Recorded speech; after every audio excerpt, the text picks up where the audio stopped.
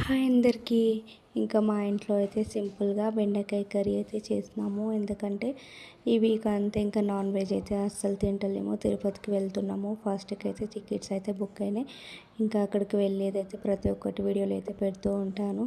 Like, share, subscribe అయితే చేయండి.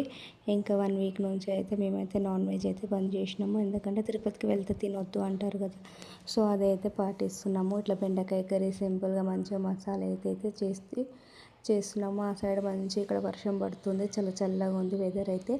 ఇంకా అందుకే పకోడీ చేద్దామని చెప్పి పకోడీ అయితే చేస్తున్నాము. శనగపిండి, ఉప్పు, కారం, పసుపు, జీలకర్ర, ధనియాల పొడి, ఉప్పు కొంచెం టేస్ట్కి తగ్గినట్టు వేసుకొని మంచిగా ఆనియన్స్, కరివేపాకు, పచ్చిమిర్చి వేసి ఇట్లయితే మంచిగా కలుపుకున్నాము. గట్టిగా కావాలి అనుకుంటే కొంచెం వాటర్ తక్కువ పోసుకోవాలి. ఇక్కడైతే చూడండి, నేనైతే ఇట్లా కలుపుకున్నాను. పిండి ఏం కలర్ అయితే వేయలేదు, న్యాచురల్గా అయితే చేస్తున్నాను.